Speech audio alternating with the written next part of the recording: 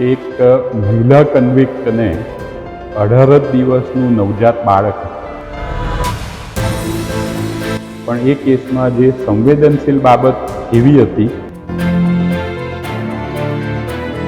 ત્યારે ગુજરાત સરકારના માનનીય મુખ્યમંત્રી શ્રી ભૂપેન્દ્ર પટેલ સાહેબ તથા માનનીય નાયબ મુખ્યમંત્રી શ્રી હર્ષભાઈ સંઘવી સાહેબે સંયુક્ત નિર્ણય એવો લીધો કે મહિલા આરોપી જ્યારે પણ જામીન અરજી કરે ત્યારે સરકાર તરફે એનો કોઈ પણ જાતનો વિરોધ કરવાનો નથી।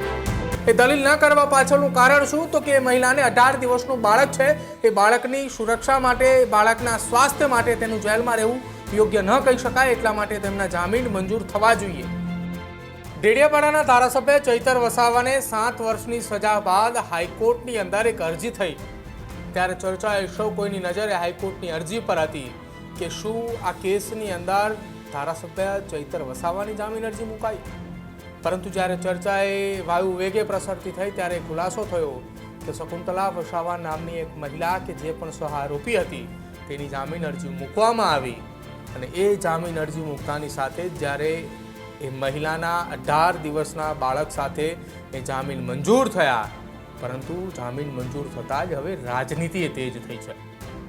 વિપક્ષની ભૂમિકાની અંદર રહેલા આમ આદમી પાર્ટીના નેતાએ સત્તાધારી પક્ષની સામે ગંભીર આરોપ લગાવે છે। બીજી તરફ જામીન અરજી જે મૂકવામાં આવી હતી જેમાં રાજ્ય સરકારે માનવતાનો અભિગમ દર્શાવ્યો અને કોઈ પણ પ્રકારની દલીલ ન કરી। કેમ હવે શકુંતલા વસાવાના જામીન પર રાજનીતિ થઈ રહી છે? વિગતે ચર્ચા કરીએ આ અહેવાલમાં।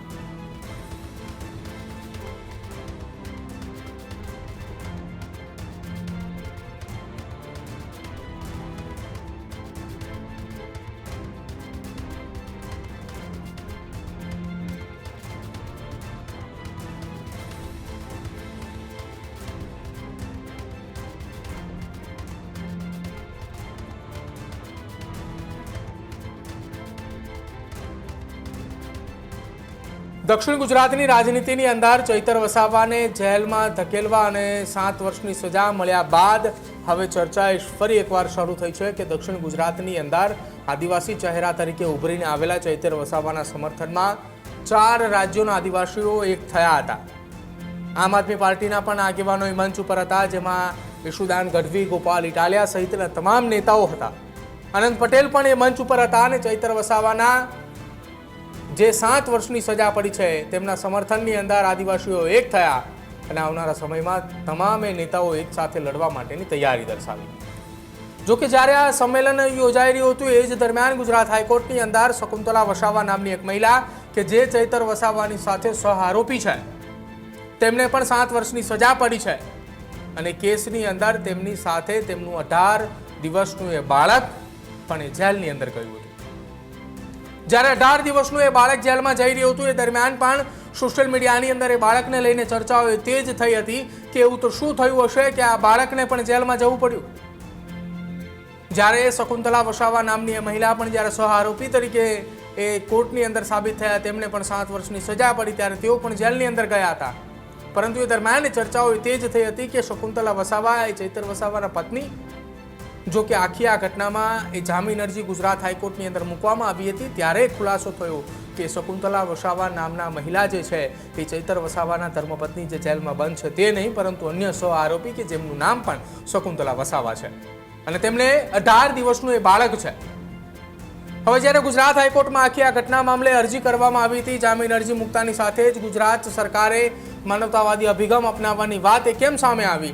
તો કે સરકારી વકીલ હાર્દિક દવે આખી આ ઘટના મામલે નિવેદન આપ્યું હતું કે રાજ્ય સરકાર તરફથી આ મહિલાની જામીન અરજી જ્યારે મૂકવામાં આવે તો સરકારી વકીલ તરીકે સામે કોઈ પણ પ્રકારની દલીલ નથી કરવાની। એ દલીલ ન કરવા પાછળનું કારણ શું? તો કે મહિલાને 18 દિવસનું બાળક છે, એ બાળકની સુરક્ષા માટે, બાળકના સ્વાસ્થ્ય માટે તેનું જેલમાં રહેવું યોગ્ય ન કહી શકાય, એટલા માટે તેમના જામીન મંજૂર થવા જોઈએ। એક સરકારી એ પ્રોસેસ છે કે જામીન અરજી મળ્યા બાદ જ એ જામીનમાં એટલે કે જેલની બહાર આવી શકે, એટલા માટે જામીનમાં કોઈ પણ પ્રકારની દલીલ ના થાય અને સામે પક્ષ હાઈકોર્ટે તે મહિલાને જામીન આપ્યા। આ જામીન આપતાની સાથે જ વિપક્ષી નેતાઓએ ગંભીર આરોપો પણ લગાવ્યા કે ચૈતર વસાવાની સામે પુરાવાઓ નથી, આ તમામ વસ્તુ સિવાયના અનેક એવા ગંભીર આરોપ લગાવ્યા। પરંતુ હકીકત અને વાસ્તવિકતા એ હતી કે સરકારે માનવતાવાદી અભિગમ અપનાવ્યો. રાજનીતિની પર જઈને ગુજરાત હાઈકોર્ટની અંદર સરકારી વકીલ દ્વારા જે દલીલો ન કરી તેને લઈને શું નિવેદન આપ્યું પહેલા એ સાંભળ્યું. ડેડિયાપાડાના ફોરેસ્ટ ઓફિસર પરના હુમલા, ખંડણી અને ફાયરિંગના કેસમાં તાજેતરમાં નામદાર સેશન્સ કોર્ટે MLA ચૈતર વસાવા સહિત અન્ય 8 જણને 7 વર્ષની સખત કેદની સજા કરવામાં આવેલી. એ કિસ્સામાં કાયદાએ કાયદાનું કામ કર્યું છે, પણ એ કેસમાં જે સંવેદનશીલ બાબત એવી હતી કે એક મહિલા કન્વિક્ટને 18 દિવસનું નવજાત બાળક હતું. એટલે એ જે બાબત છે એ જ્યારે સરકારના ધ્યાન પર આવી ત્યારે ગુજરાત સરકારના માનનીય મુખ્યમંત્રી શ્રી ભૂપેન્દ્ર પટેલ સાહેબ તથા માનનીય નાયબ મુખ્યમંત્રી શ્રી હર્ષભાઈ સંઘવી સાહેબે સંયુક્ત નિર્ણય એવો લીધો કે મહિલા આરોપી જ્યારે પણ જામીન અરજી કરે ત્યારે સરકાર તરફે એનો કોઈ પણ જાતનો વિરોધ કરવાનો નથી.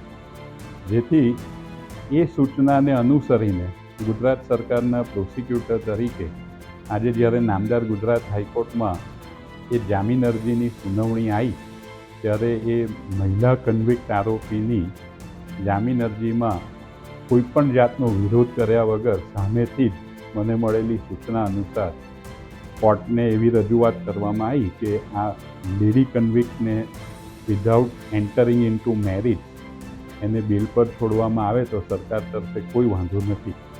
અને એ રજૂઆતને ગ્રાહ્ય રાખી અને આજે નામદાર ગુજરાત હાઈકોર્ટે એ લેડી કન્વિક્ટને આજે બેલ જામીન અરજી મંજૂર કરી છે, જેથી કરીને એના 18 દિવસના નવજાત બાળકનું એ ધ્યાન રાખે.